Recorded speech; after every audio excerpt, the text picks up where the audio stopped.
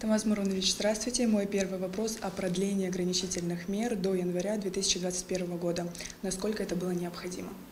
Как вы знаете, распоряжением президента были утверждены ограничительные мероприятия вплоть до 12 января следующего года. Все эти мероприятия крайне необходимы, поскольку мы видим, какая ситуация складывается во всем мире, да и, собственно говоря, в Республике Абхазия этот процесс еще не завершен.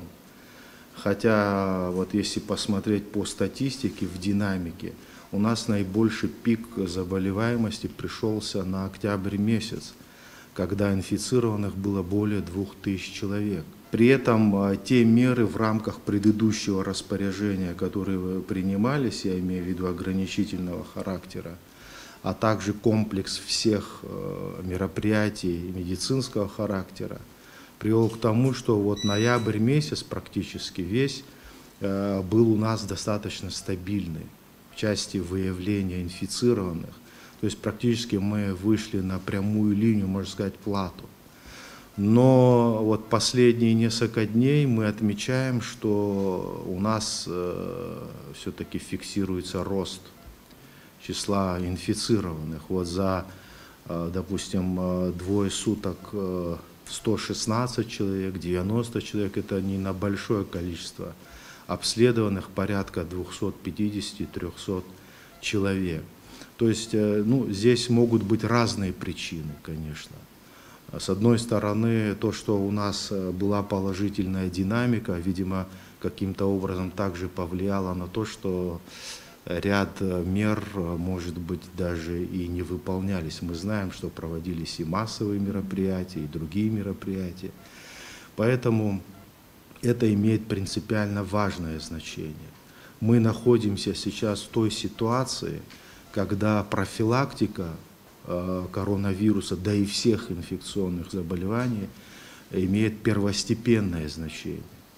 И вот те меры, которые приняты в рамках распоряжения, они направлены на реализацию этих целей, для того, чтобы максимальным образом ограничить людей от возможных таких вот контактов и минимизировать число случаев инфицирования. Все это направлено во благо здоровья наших людей. Приостановлен учебный процесс. Да, безусловно. Конечно, здесь определенные трудности и проблемы возникают в этой связи. Это касается и городских школ, и дошкольных учреждений, районных. Конечно, мы понимаем все неудобства, но, опять-таки, возвращаясь к статистике, мы видели, что вот в тот период достаточно большое количество заражений происходило именно вот в образовательных учреждениях, в том числе среди педагогического состава. Конечно, вот эти меры по закрытию школ и перевод их на дистанционную форму обучения, он дался и положительные результаты, я имею в виду в плане распространения инфекции. Мы обращаемся к нашим гражданам отнестись к этому с пониманием, поскольку все это в конечном итоге временные меры. Но в то же время мы должны сделать максимально все необходимое для того, чтобы у нас не произошел следующий пик заболевания. А нельзя, чтобы вот именно начальные классы, включительно и 5 классы, смогли пойти в школу? У них как бы один учитель, они будут мало контактировать, если их всех как-то распределить. Это тоже исключается? Но все будет зависеть от того, как будет развиваться эпидемический процесс. Вот если к 12 января у нас будет положительная динамика, безусловно, и координационный штаб рассмотрит эти вопросы и обратится соответствующим образом к президенту. Повторюсь, в случае положительного развития ситуации этот вопрос будет рассматриваться. Ну, отойдем от темы. Я бы хотела поговорить про Гудаутский госпиталь. Насколько я знаю, там до сих пор не хватает медперсонала в плане того, что вот мало людей, которые ухаживают за больными. Вот на сегодняшний день стационарное лечение в Гудаутском госпитале проходит 72 пациента. А вы знаете, что у нас в пиковый период до 180-190 человек, причем 80% порядка из этих больных были средне-тяжелые и тяжелые. И вообще основной контингент пациентов, которые поступают в учреждения, это лица пожилого возраста. Они наиболее подвержены не только инфицированию, но и развитию ряда тяжелых осложнений, которые, к сожалению, в некоторых случаях оказываются фатальными для больных. У нас сегодня госпитальная летальность составляет 1,3%. Это на более чем 5,3 тысяч инфицированных. Но число выздоровевших сегодня составляет 76,6%. Поэтому, возвращаясь к тем ограничительным мерам, о чем я говорил, это имеет значение в первую очередь именно для этой категории наиболее уязвимой, которые относятся к группе риска. Конечно, когда мы готовили все необходимые мероприятия, да, у нас сегодня в полной мере обеспечен врачебный состав. Мы благодарны Российской Федерации за ту колоссальную помощь, которую они оказывают. У нас 2 бригады врачей сегодня работают в Гудаутском госпитале, Российском госпитале в Айтаре проходят службу военные врачи. Ну, конечно, проблема с младшим медперсоналом всегда существовала. Это и до ковида было. Понимаете? А тут определенные сложности, конечно. Учитывая тем более то, что средний персонал в большей своей степени это лица пожилого возраста, которые работали в разных медицинских учреждениях, и здесь вот такая проблема существует. И этот функционал на себя, как правило, берут медицинские сестры, поэтому мы усиливаем сестринский состав. Волонтеров у нас практически нет, хотя были соответствующие обращения. Ну и в то же время есть наши молодые доктора, ординаторы 1-го года, 2-го года, которые сегодня 2 точно трудятся в нашем госпитале. При этом там созданы необходимые условия. Компьютерный томограф, как вы знаете, он отремонтирован, там были проблемы исходные с рентген-трубкой, излучателем, она сегодня заменена. И подводки, соответственно, все выполнены в полном объеме. И, к счастью, сегодня проблем в обследовании пациентов здесь нет. Ну и все остальное необходимое. Максимально государство обеспечивает этот госпиталь как центральное учреждение не только оборудованием, но и медикаментами и расходным материалом. Сейчас лекарства в нужном достатке, они есть в Да, больнице? Да, они есть, и более того, в рамках решения межправительственной комиссии это учреждение, равно как и все остальные учреждения, которые осуществляют оказание стационарной и амбулаторной помощи ковидным больным, будут в полной мере обеспечены всем необходимым набором медикаментов и расходных медицинских материалов из расчета на 2,5-3 месяца. Я бы хотела спросить про лекарство Актемра. Дорогое лекарство, оно же есть в этой больнице? Да, есть. Мы этот препарат приобрели, он у нас есть в необходимом количестве и используется в исключительных случаях у тяжело больных, кому это показано. Этот препарат относится к группе иммунодепрессантов. И, безусловно, как и любой другой препарат, он имеет побочные эффекты. Но этот, безусловно, препарат с этой точки зрения достаточно сложный, поэтому его применяют при развитии так называемого цитокинового шторма, когда эти процессы в организме на фоне интоксикации коронавирусной у тяжело больных пациентов и с учетом определенных лабораторных и клинических критериев принимается решение о его назначении. Ну, конечно, на фоне соответствующей терапии дополнительной, подготовки к приему вот данного препарата. Но это в редких случаях он применяется, конечно. Вот насколько я знаю, у меня есть информация, что это лекарство не всегда есть в больнице, и родственники больных, им самим приходится покупать это лекарство. Оно дорогое, насколько я знаю, от 80 до 100 тысяч. Нет, мы приобрели за счет средств государства этот препарат в Турции. Он у нас есть в достаточном количестве. Другое дело, что сами пациенты по своей личной инициативе приобретали препарат там в других городах. Он, конечно, дороже намного, но это частные случаи.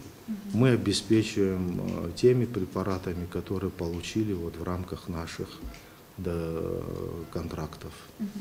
Вот во время веерных отключений, как работает госпиталь? В госпитале дизель-генератор. Он работает бесперебойно, с автоматическим переключением, понимаете?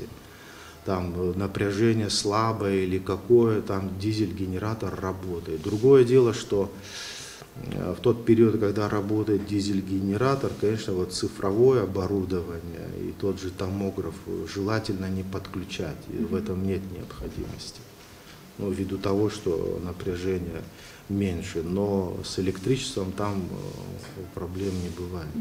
Вот я разговаривала с Хаджаратом Шамба, главврачом, да. Он сказал, вот когда перебои со светом, портится оборудование, и я опасаюсь за жизнь пациентов, которые находятся в реанимации на ИВЛ.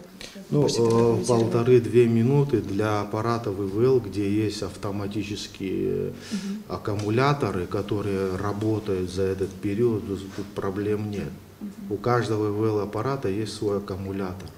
Он срабатывает автоматически в момент отключения электроэнергии, переключения его на автономное электроснабжение. В этом смысле, конечно, здесь вопросов нет. Другое дело, если такое резкие скачки электроэнергии, они, конечно, могут повлиять на вот, работу самого оборудования. Еще раз подчеркиваю, здесь вот в этом отношении вопросов таких нет. Вот компьютерный томограф, он, насколько я знаю, не подключен к этому дизелю, и его выключают на 2 часа, когда нет света. Там также есть аккумуляторы, там источник бесперебойного питания. В момент отключения, переключения его, значит, электроснабжения на дизель-генератор, томограф отключен. Московская диаспора в марте объявила сбор средств в поддержку и помощь в борьбе с COVID-19. Куда были направлены эти средства? Эти средства были направлены, организация, движение, вернее, бизнесменов «Мы вместе» и Московская абхазская диаспора, они работали в унисон. То есть совместно работали на приобретение медикаментов, оборудования, расходного материала. Вот в тот самый такой пиковый период, вы помните, и в марте месяце, и в апреле месяце были распоряжения правительства России, как и во многих других странах, на запрет вывоза определенной продукции, медицинской, я имею в виду. Конечно, здесь были очень большие сложности, закрытая государственная граница и так далее. Но тем не менее, вот такие возможности были найдены при поддержке, гуманитарной поддержке Российской Федерации. Вот все, что было закуплено, было передано, значит, нам и распределено в первую очередь, в Гудаутской больнице, потому что на тот период у нас она была самая единственное и самое главное учреждение, которое оказывало вот эту помощь пациентам, и мы создали достаточно серьезный, значительный резерв вот всего необходимого на тот период, когда мы действительно столкнулись вот с большим количеством заболевших. Это было с 22 июля, когда вторая практически волна у нас в Абхазии пошла. Вот. Ну и, соответственно, службы скорой помощи, БАК-лаборатории, то есть все те наши подведомственные медицинские подразделения, которые занимались либо диагностикой, либо, значит, лечением этих ковидных больных. Мгм. На сегодняшний день сколько развернуто коек для пациентов, заразившихся? У нас COVID-19? развернуто 530 коек. Вот на данный момент из них занято 36,2%. То есть порядка 192 коек. Это Гагарский район, там 33 койки. Это помимо, значит, Гудаутского госпиталя в городе создано обсервационное отделение на базе гостиницы на 20 коек, где пациенты проходят лечение в условиях дневного стационара. У нас в городе, в столице, в инфекционной больнице открыты, значит, 35 коек. Российский военный госпиталь на базе Айтара 100 коек. Значит, Ачамчирская районная больница, там на 30 коек у нас. И в Творчальской больнице на 15 коек. То есть на сегодняшний день вот, этого вполне достаточно, учитывая количество пациентов. Да и обращаемость, она, конечно, уменьшилась вот на данный момент. Но тем не менее, вся система организации на этапе диагностики, маршрутизации пациентов, обследования в бак-лаборатории у нас налажены 2 линии ПЦР-диагностики, там практически результаты выдаются день в день. И помимо этого российский госпиталь проводит обследование также вот, пациентов, которые обращаются в инфекционную больницу, ну, как правило, это по городу Сухум. Поэтому здесь тоже система налажена. Но, в принципе, вот ситуация пока такая. А в лаборатории людей достаточно? Да, в соответствии с распоряжением президента, там были дополнительно 12 штатных единиц им переданы. Ну и, соответственно, вот эта вторая линия ПЦР-диагностики, то есть все необходимое там есть.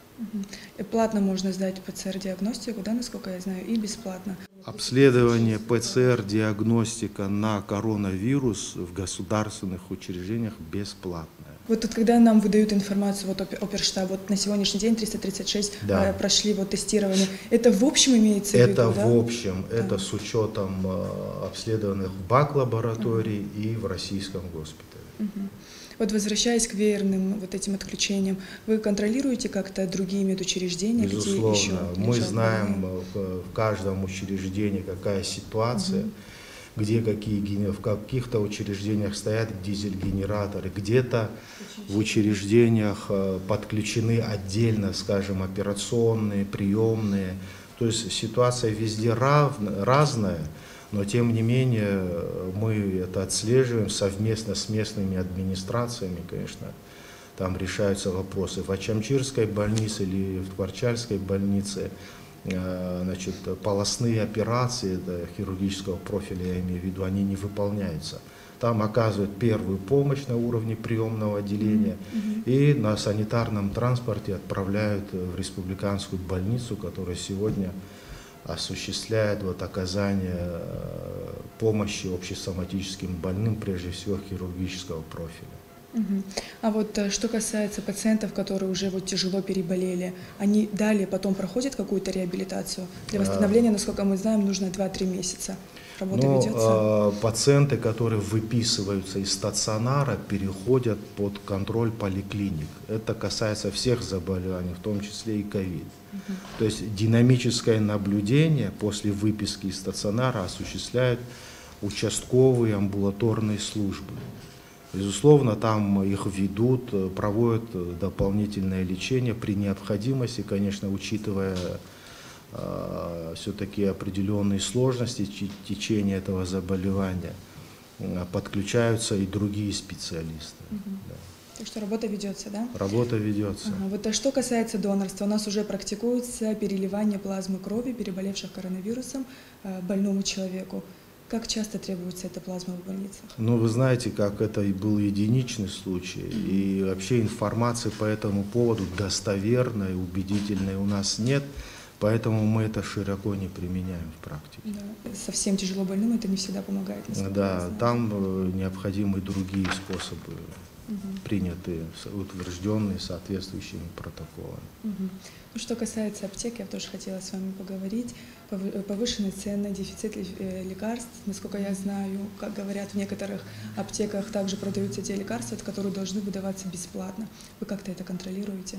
Ну, аптечный сектор – это коммерческий сектор, но они не являются подведомственными Минздраву там, или вот. У нас государственная аптечная сеть – это только РУП «Абхазфармация». Ее региональные подразделения, которые осуществляют реализацию там, ведомственных программ по обеспечению медикаментами отдельных категорий граждан. Что касается вот, коммерческих аптек, у нас были соответствующие встречи вот, с руководителями крупных таких вот организаций фармацевтических. Конечно, они акцентировали внимание на том, что цены на медикаменты, они исходно в России высокие. Безусловно, по более низким ценам они их реализовывать не могут, но и наценок тоже они не дают. Во всяком случае, на те препараты, которые необходимы для лечения вот именно ковидных больных. Вот, поэтому здесь это первое. Второе. Что касается жизненно важных препаратов, там было постановление правительства, вы знаете, о максимальной наценке вот к этим медикаментам, оно тоже исполняется. Наш надзорный орган осуществлял соответствующие проверки, и это было констатировано. Но что касается того, что вероятность там появления тех или иных препаратов, это, конечно, есть соответствующие органы, которые это будут проверять. У нас таких фактов пока нет. Мы, что касается гуманитарной помощи, и что касается медикаментов, которые закупаем по бюджету нашему, все передаем по соответствующим заявкам в лечебные учреждения. Там все учтено, значит, и приходы, и расходы, и все вот это вот движение медикаментов по документальной линии, там все четко. При необходимости, конечно, все это мониторировать в любом случае, ну, в рамках действующего законодательства и по положению об управлении по надзору в сфере здравоохранения мы осуществляем. Но и для этого есть еще, повторюсь, и другие органы, которые призваны контролировать это. А есть ли вот какая-то категория граждан, которые лечатся амбулаторно и им выдают бесплатное лекарство? Есть, вы имеете в виду ковидные или вообще? Да, ковидные. Да, но в амбулаторной сети, конечно, в основном пациенты приобретают препараты самостоятельно. За исключением тех, у кого есть, кто относится к льготной категории, понимаете, инвалиды войны, инвалиды с детства там, и так далее, вот определенные и утвержденные законодательством. Вот в этой части, конечно, Минздрав оказывает полное содействие. И те, которые и за рамками вот этой категории, те, которые обращаются с соответствующими просьбами, мы также их стараемся удовлетворять. Также у меня есть информация, вот медперсонал, который работает в Гудаутском госпитале во время дежурства, те, которые заболели, они потом лечатся за свой счет. Как бы это так должно быть, вы не должны как-то содействовать? Те, которые обращались к нам, мы их полностью обеспечили. Но не всем показана терапия, понимаете? У кого-то он инфицирован, но у него бессимптомное течение. Понимаете, зачем ему принимать препараты? Если у него развиваются какие-то осложнения, тут, безусловно, мы подключаемся. То есть то учреждение, в котором они работают, обращаются к нам, мы их обеспечиваем. Ну вот, несмотря на ограничительные меры, мы все знаем, что многие играют свадьбы, празднуют дни рождения, не соблюдают дистанцию, а впереди зима. Если эпидситуация ухудшится, мы справимся? Но мы к этому сейчас очень серьезно готовимся, пополняем свои запасы. Еще раз повторяю, подписано межправительственное соглашение в рамках МПК. И там выделена достаточно серьезная сумма, в рамках которой будут приобретены медикаменты, оборудование там, и так далее из расчета на 2,5-3 месяца. Понимаете, чтобы вот в этой части, я имею в виду борьбы с ковидом, мы этот вопрос закрыли. Ну и, безусловно, профилактика сезонного, там, скажем, осенне-зимнего вот этого гриппа, ОРВИ. Мы первую партию вакцин против гриппа уже получили, провакцинировали наших коллег, потому что медики – это первое звено, понимаете. Медики должны быть здоровыми, чтобы лечить людей. Ну и, соответственно, в ближайшие дни мы получим еще 15 тысяч доз вакцин и будем проводить вакцинацию от гриппа и других категорий наших граждан. Это и дети, и так далее, которые определены, соответственно, вот, по нашему распоряжению. Это тоже достаточно серьезная профилактика. Ну и те меры, которые приняты в рамках распоряжения, они будут распространяться на профилактику, в том числе и гриппа. Самое главное, чтобы не было вот этого вот наслоения, и люди очень четко выполняли все эти рекомендации. Да, может быть, это сложно, это неудобно, но у нас другого пути нет. Я надеюсь, что наши граждане с пониманием к этому отнесутся, потому что все это делается, еще раз повторяю, во благо здоровья. А что касается вакцины от коронавируса? Вакцина от коронавируса активно еще не применяется в той же Российской Федерации, хотя мы это обсуждали с коллегами российскими. Вот. Ну, при необходимости, конечно, определенное количество доз в качестве гуманитарной помощи мы получим. Но здесь это будет право каждого гражданина. То есть это вакцинация будет исключительно добровольной. Что касается наших врачей, которые находятся в России, вы как-то держите с ними связь? Если вот понадобится помощь, они смогут приехать и встать рядом со своими коллегами? Ну, я соответствующее обращение делал, но пока откликнулись только 3 человека. Вот, сложно сказать, что будет потом. Во всяком случае, мы рассчитываем прежде всего на наши собственные силы и на ту большую, колоссальную поддержку, которую оказывает Минздрав Российской Федерации. А как вы в общем оцениваете работу Минздрава, медучреждений и медперсонала вот в такой ситуации? Я оцениваю хорошо, при всех трудностях, сложностях, но в эпоху пандемии, когда мы видим, что во всем мире происходит. И вот мы обсуждали с коллегами из Всемирной организации здравоохранения, как вы знаете, экспертная группа находилась в течение 12 дней. У нас в республике проводила мониторинг наших учреждений, диагностических служб в рамках борьбы с коронавирусом. И по части выполнения тех рекомендаций ВОЗа, которые были даны ранее, они оценили очень высоко. Да, у нас есть трудности, у нас есть проблемы, у нас кадровый дефицит и так далее, и так далее. Мы об этом всегда говорим открыто. Но в то же время, учитывая наши такие, ну скажем так, скромные возможности, мы достигли неплохих результатов. Мы видим, что произошло в Италии, в Великобритании, во Франции. Передовые медицины рухнули в одночасье. Это при их возможностях. У нас такого коллапса не произошло. И мы сегодня достаточно находимся в таком удовлетворительном состоянии, когда и подразделения наши работают, и, значит, снабжение достаточно хорошее, да и в кадровом отношении мы тоже немного при помощи наших российских коллег решили свои вопросы. Поэтому здесь я совершенно четко, и наши медики, они выполняют огромную, колоссальную работу, особенно в красной зоне.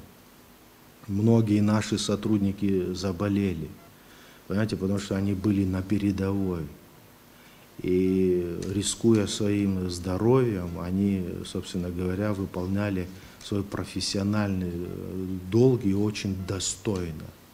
Справились, значит, с поставленными задачами. Причем это врачи разных специальностей. Поэтому здесь при поддержке государства, я думаю, что мы достаточно неплохо справились с этой проблемой. Вы сами были в красной зоне? Я был там, да, был дважды, когда вот инспектировал учреждения, но это что касается Гудаутского госпиталя, но и в других учреждениях соответственно. Конечно, там непростые условия именно для самого специалиста, который вот в комбинезоне. Это очень сложно, особенно в жаркое время года, находиться там в этой красной зоне, в палате, там проводить какие-то манипуляции. Конечно, это очень тяжело, но в то же время вот, мои коллеги прекрасно справились с этим. Вот очень многие все-таки уезжают лечиться в Грузию, вот в Россию. Если наш гражданин, например, умер в Грузии от коронавирусной инфекции, он в так называемую нашу абхазскую статистику смертей входит или нет? Мы фиксируем госпитальную летальность в учреждениях Республики Абхазия. А те, которые уехали, они, безусловно, уже зафиксированы у нас как положительные. То есть в общую статистику они вошли как инфицированные. А те, которые скончались, но они скончались, к сожалению, в других странах, поэтому в нашу статистику летальности они не вошли. Потому что это речь, мы фиксируем госпитальную летальность в наших учреждениях. Но это такое правило. А в общую летальность, безусловно, в государственную статистику они войдут. Потому что все оформляют свидетельства о смерти в ЗАГСах, понимаете? Естественно, в любом случае они будут входить в статистику общую.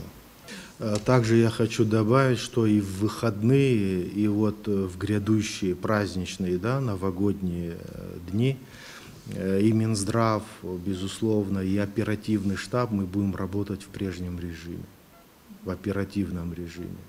Учитывая все обстоятельства, это касается не только COVID-19, это касается и всей остальной неотложной экстренной патологии.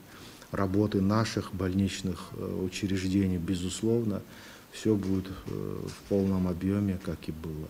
Еще раз хочу повториться, что профилактика на сегодняшний день – это самое главное условие недопущения дальнейшего распространения этой инфекции, да и любых других инфекционных заболеваний, распространяющихся особенно воздушно-капельным путем.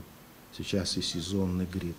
Мы очень просим всех носить маски, принимать все исчерпывающие меры личной гигиены, профилактики, не посещать массовых мероприятий. И все то, что уже было рекомендовано ранее, конечно, все это остается актуальным и сегодня. Нам необходимо пережить этот очень сложный период,